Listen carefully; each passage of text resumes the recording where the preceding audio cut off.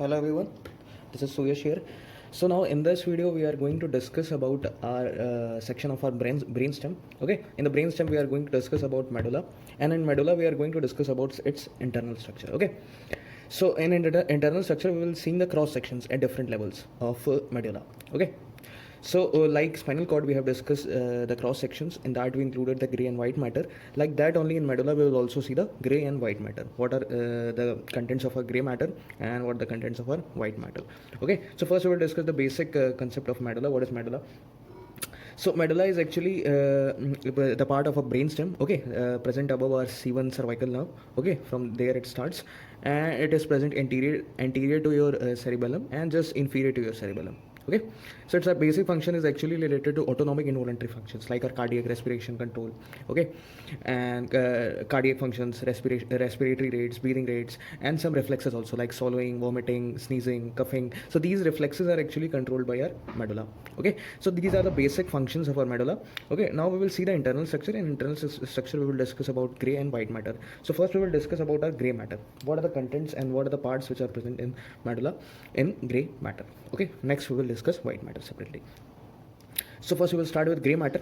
So this is the cross section of medulla at the level of your olives. Okay, so on in the anterior surface in the when you will see the externally, when you will see the medulla from the anterior surface, there are swellings. Okay, so there are two swellings. So just medial to your median sulcus, the central sulcus in the medulla. So first swelling is your pyramids, and lateral to your pyramids there are olives. So this section is at the level of olives. So this olives and pyramids are present on the anterior surface. So remember this point. Okay, so first we will discuss about the gray matter. So what is gray matter? You know that they are the neurons of cell bodies. Okay, nucleus of cell bodies. Okay, so gray matter is actually nucleus. So now we will see the parts of gray matter which are present in the medulla. Okay, so first we will start with the nucleus. Okay, so first we will see our olivary nucleus. Okay, so it is at a level of olives. So they are nucleus. This is actually your inferior olivary nucleus. Okay, so this is a gray matter actually. So just differentiate which what are the parts are gray matter in this section, what are the parts white matter in this section. So just differentiate by that. So this is your nucleus. So nucleus is part of gray matter. So this is included in gray matter. So what is the function of this nucleus? This is nucleus is actually concerned with our tract called as olivocerebellar tract. Okay, so what happens is that this nucleus actually controls our balance. So from this nucleus, the first first neuron forms here.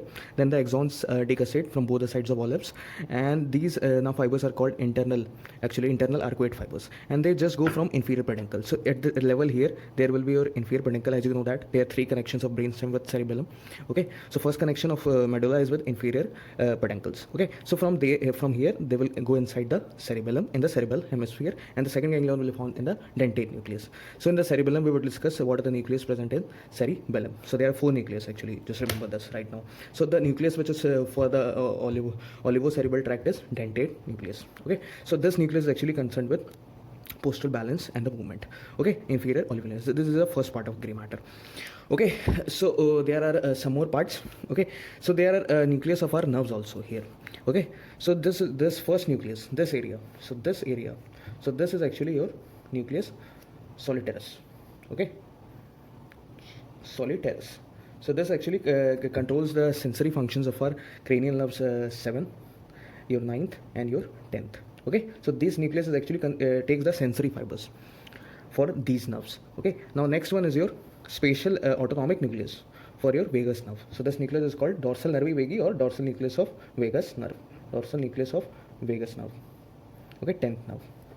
And this is your motor nucleus. So red one is your motor part. So this is your, so only I'm talking about this area. So this round part, this is actually your gray matter. Remember this only. So this is actually nucleus and they are included in gray matter. So this is your nucleus ambiguus. Nucleus ambiguus. Okay, so this is controlling our motor functions of what nerves? 9th, 10th and your 11th. Okay, so these cranial nerves motor fibers are located in this nucleus in the level of your medulla in the brainstem. Okay, So for the nucleus of each cranial nerve, you must watch my videos there on cranial nerve nuclei. So watch that video, okay, for the in detail of each nerve's nucleus and the level of each. So in the medulla sections, these nerves nucleus are actually present. So remember that three nucleus are there for our cranial nerves: nucleus solitarius, dorsal nervi vagi, and your nucleus ambiguous. Okay, so these are your gray matter. So these were the parts of our gray matter. Okay, so like this here in there here will be the same sections. Okay, so like this here will be also the same sections. So I'm just leveling this side. Just consider the same on the right side also. Okay, so this was actually your gray matter. So in the gray matter there are a hypoglossal nucleus also. So this one is your nucleus of your hypoglossal nerve. So this is your nucleus of hypoglossal nerve. Okay, so as you know, dorsal vagus nerves nucleus are concerned with our cardiac and respiratory functions. So any type of lesions or any type of damage to our medulla occurs, then there will be a great damage to our respiratory and the cardiac functions. So it can also lead to death also. Okay, so any lesions at the level of your olives or to the nucleus that is present in the dorsal nervi vagi, so this can lead to lesion or death. Okay, with the cardiac and the respiratory functions. So there's a vital center. Okay, medulla is a vital center for cardiac and respiratory activity. So that is the point. That is the reason that the nucleus vagus nerve is present in this segment. Okay, so that is defining as a reason for the vital center of is medulla. Okay, so now next part is your reticular formation. So reticular formation is also a gray matter. Remember this point. Okay, so reticular formation is actually concerned with number of nuclei. Okay, reticular formation. So this is also our gray matter. Remember this is special point.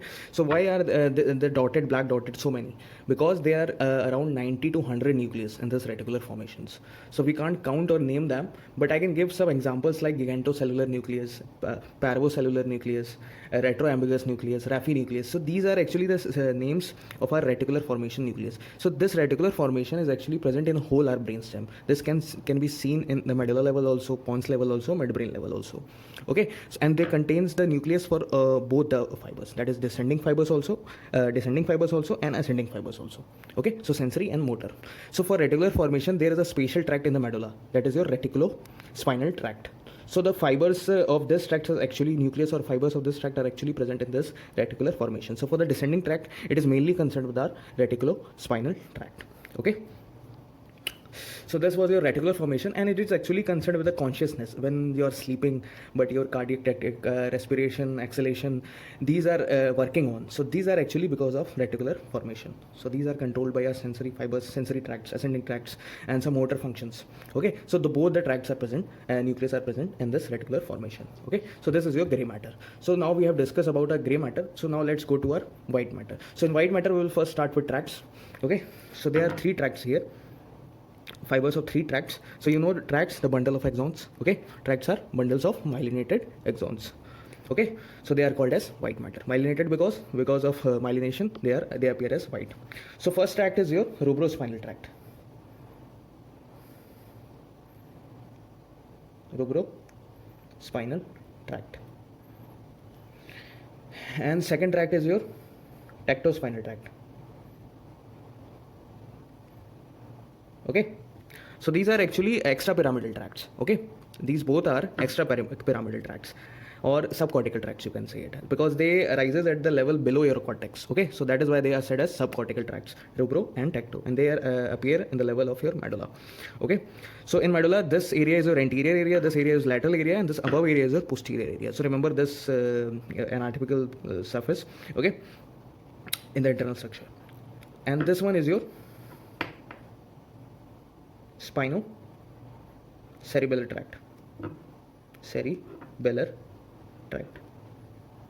This is your ventral. Okay, or this tract is also called as Gower's tract. Okay. Okay. So this is your ascending tract because it is going from spinal cord to cerebellum. Okay, and these are your descending tracts because they are coming from the midbrain. Okay, and this tectal from the tectal nucleus. Okay, so midbrain, that is the level below your cortex. So that is why they are called as, they are coming to spinal cord from above to lower. So they are descending tracts.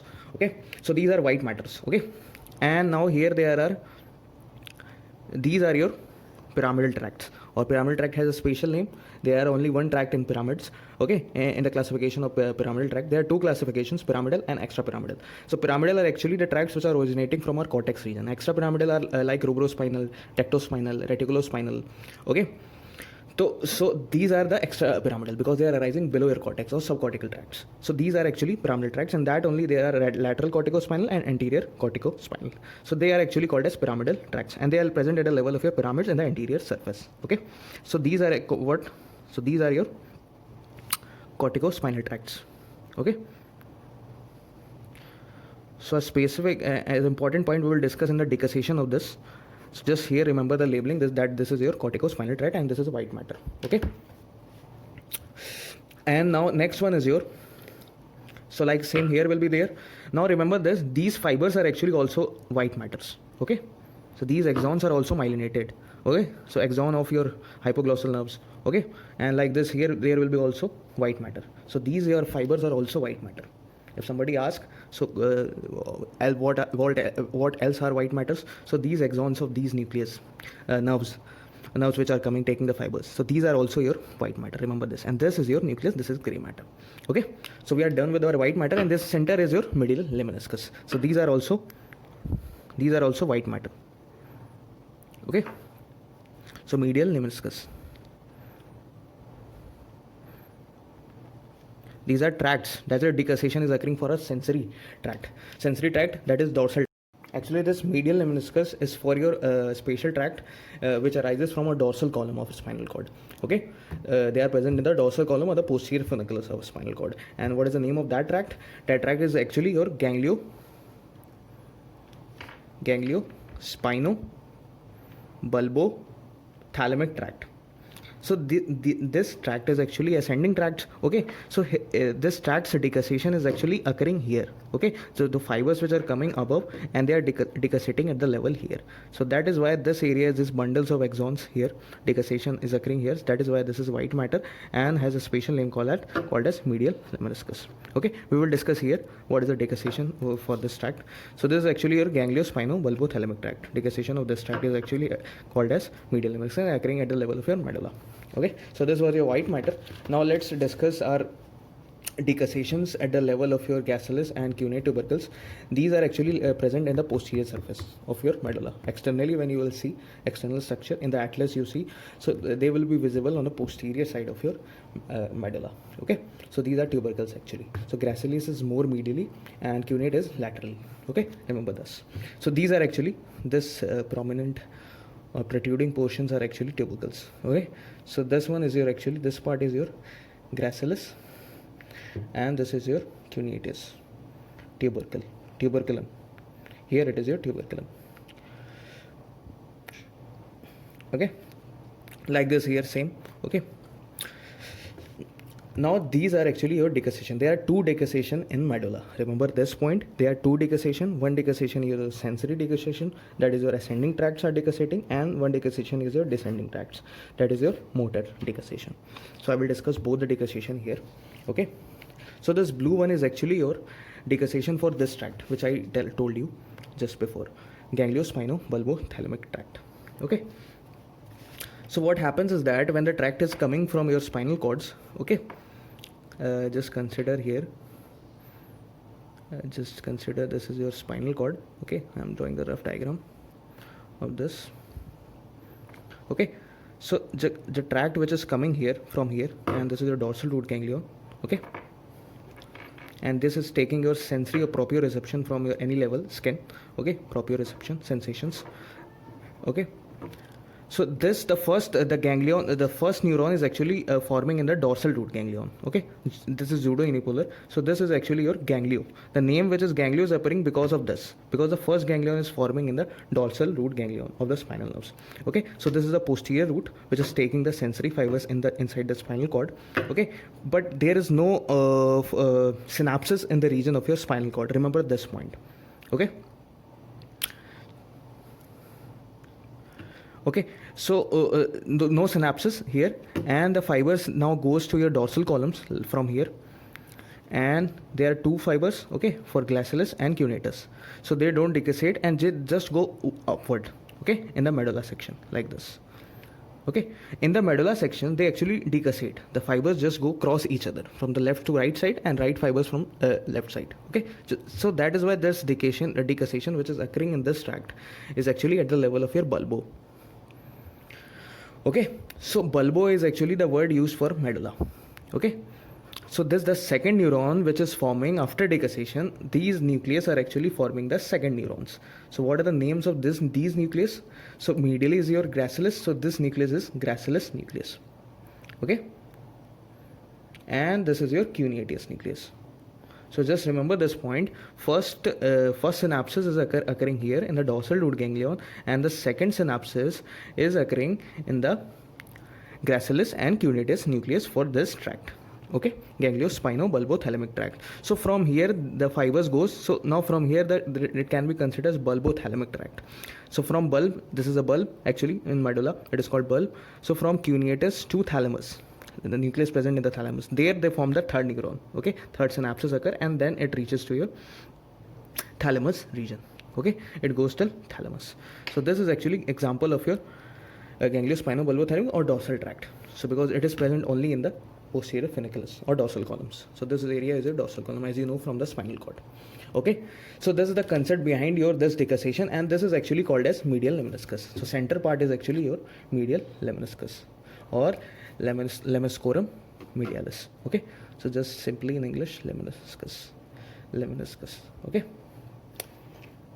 and these are your olivary nucleus, and these are your reticular formation.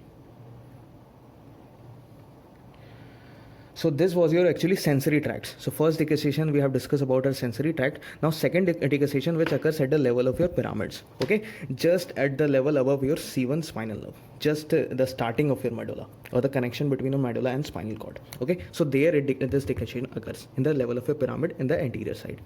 Okay, so this is actually called as pyramidal decussation.